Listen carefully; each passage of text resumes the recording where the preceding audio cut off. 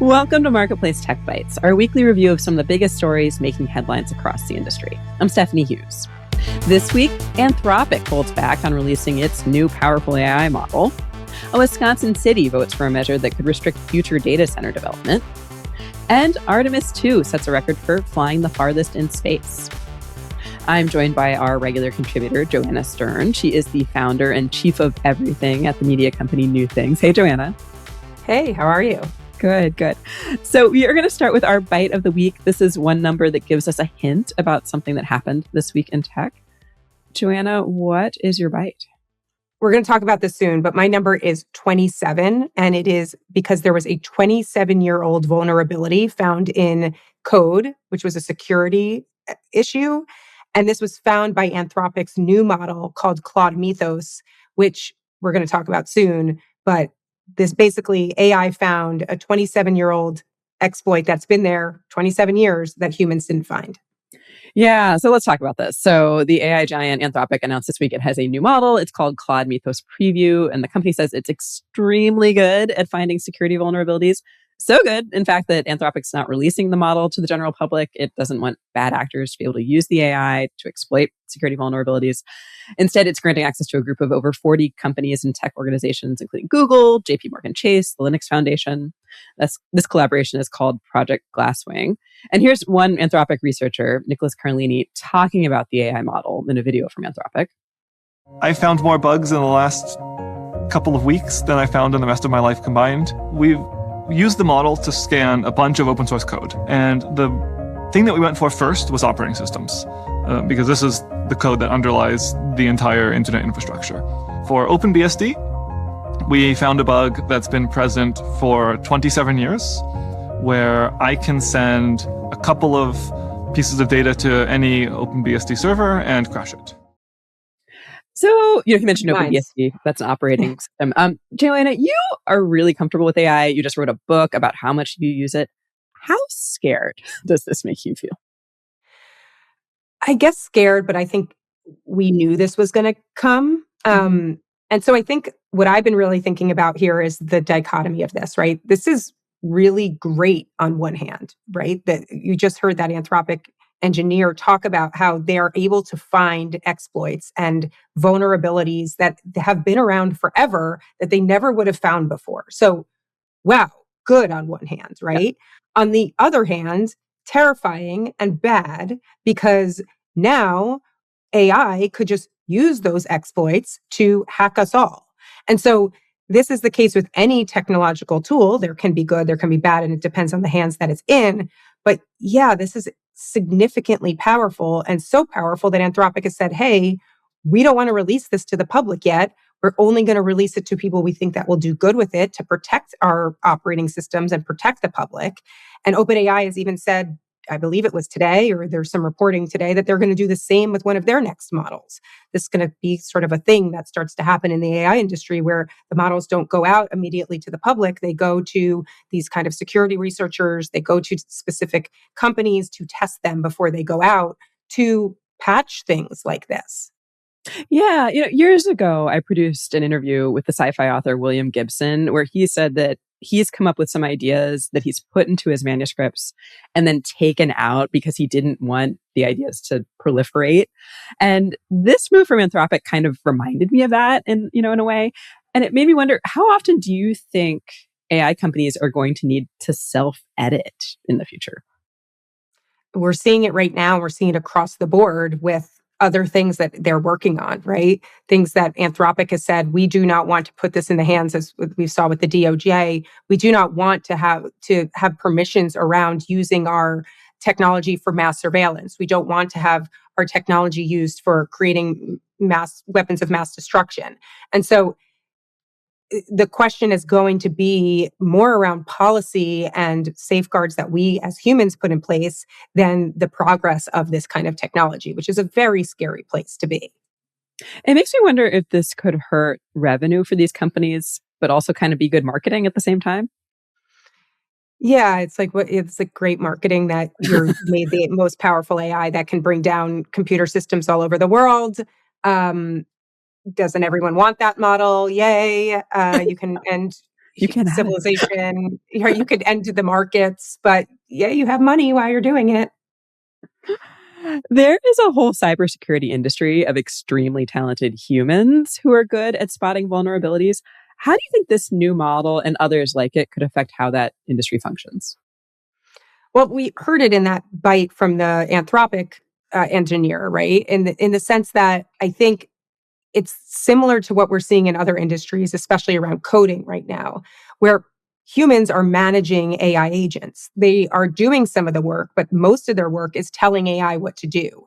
And so I think we're going to see a very similar thing in cybersecurity. We've seen it in coding. We've started to see it in customer service. We're going to start to see this in many industries. Even in my own computer here, I have agents working on things and I'm managing them. Build this website, build this data flow for a spreadsheet.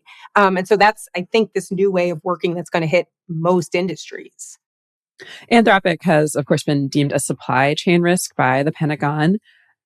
How do you think this new model will have any effect on the relationship between Anthropic and the federal government?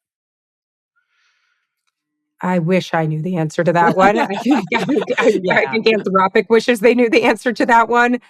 I think what we are just seeing happen is Anthropic day after day in this industry right now is releasing model after feature after model after feature that are superior to some of the others. They are becoming the frontier AI lab to compete with. I would say it's Google, them, OpenAI. Meta had a new model released yesterday, but Anthropic is leading the way. And so you just can't count out that there's going to be more drama with them in the government, more scrutiny around everything they do as they now produce some of the best and most powerful models in the world. Yeah. Okay, the best and the worst. I like that. Okay, so let's move to our next story. A Wisconsin city votes for a measure that could restrict future data center development. So this week in Port Washington, Wisconsin, a suburb of Milwaukee, residents voted for a measure that said certain large tax incentives for developers have to get voter approval before moving forward. That could derail future big data center development in the area. The city already has a big data center project in the works that's not going to be affected. Politico is calling this, quote, the nation's first anti-data center referendum.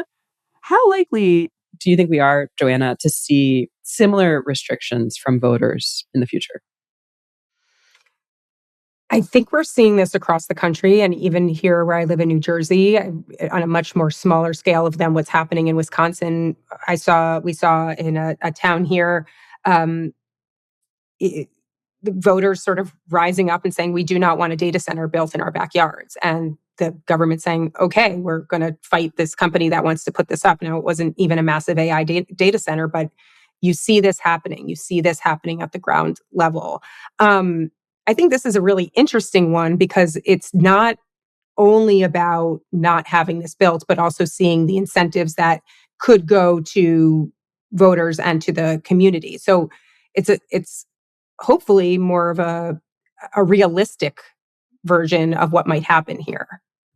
Why do you think this is happening now, particularly? I think just the publicity and the PR of what we've seen happening around data centers and the impact that what can happen to the environment, what can happen to the power grid. We've seen lots of stories over the last 2 years, whether it's about the power supply and costs going up of the actual power, whether it's about the water and the concerns about the water that these big chips and these big systems inside these data centers need to cool. And then again, like there's there can be cost, whether it be taxes or others types of costs, which I just talked about, to the people that live in these areas. And so it seems very fair that if you live in one of these areas, you're going to say, yeah, what are we doing about this? We want to have a say. Yeah. And it seems like tech companies are spending all the dollars they have, borrowing billions more to build these data centers.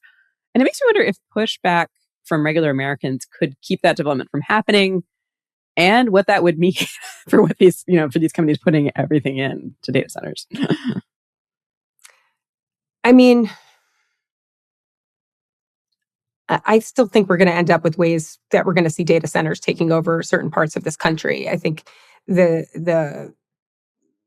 what we hear and from both the companies and the government right now is that we need these big centers of compute to push along the US to be competitive, to beat every other company, whether it be, or a country, whether it be China or Europe or Russia, around the data or the AI infrastructure. And so if this is what we believe, that we need this giant, massive centers of compute, it has to come from these data centers to get these big models to improve everything we need, then we're going to just ultimately end up with these.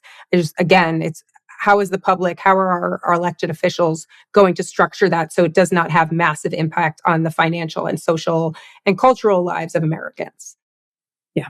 We'll have to see how this all turns out. All right. So let's get to our final story. Artemis 2 sets the record for flying the farthest in space. So this week, 4 astronauts aboard the Artemis 2 test flight around the moon set the record for going farther than any other humans ever have, about 250,000 miles from Earth. The astronauts said they hope the record is not long-lived. And the mission has gotten a lot of attention. And NASA's also made it really accessible. There's a YouTube channel that provides continuous coverage of it. I actually tuned into it earlier this week. Here is an edited excerpt of what I heard. We added the pictures from NASA. The crew is getting ready to wake up and kick off flight day 8 of the mission. We'll continue to stand by for that wake-up call. This is Mission Control Houston.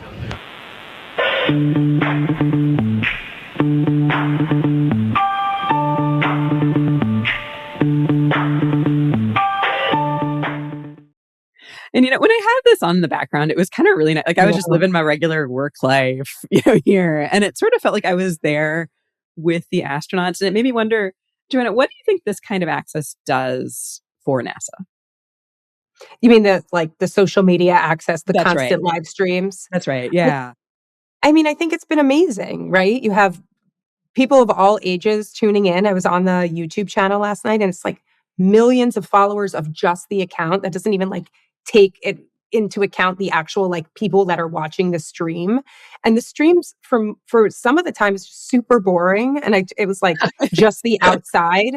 And it's just I think there was a couple million people watching at that point, right? They're leaving it on in the background. And there's been a few other viral moments. I mean, in the tech world, I don't know, you might ask about this, but the photos the astronauts have been taking using their iPhones from the windows that are just amazing, and kind of the play on we were supposed to have these space zoom lenses where we could take pictures from Earth of the moon, but yet the best pictures to come from the iPhone ever of the moon are, of course, of astronauts pointing their cameras outside the window at the moon. So I think it's been amazing. It's really nice to see. The astronauts themselves, as you mentioned, also seem really good at social media. There's all these funny videos. There's one where they did it to the Full House theme song, kind of introducing each of the members of the crew. I'm just going to say TGIF for the win. And this all made me wonder, Joanna, how important is it for astronauts not just to be good at their jobs, but also kind of sell the job to the American public?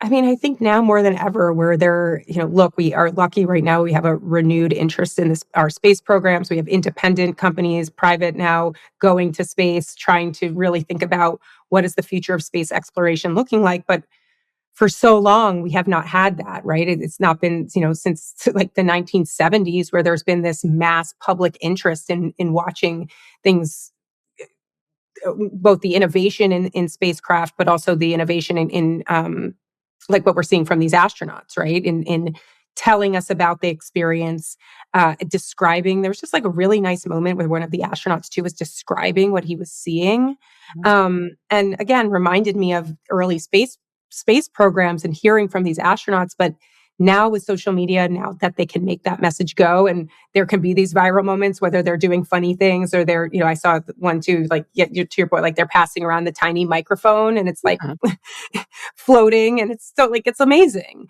I wish we knew if NASA was okay, on their checklist of can you go, if you're the right astronaut for this job, for this space flight, social media proficiency, if that was number 2 or 3 on the list. I doubt it was number 1. Let's hope not. Right. Joanna Stern, she is founder of the media company New Things. Joanna, thank you so much. Thank you so much. And thanks to all of you for joining us for Marketplace Tech Bytes Week in Review. Jesus Alvarado produced this episode. I'm Stephanie Hughes.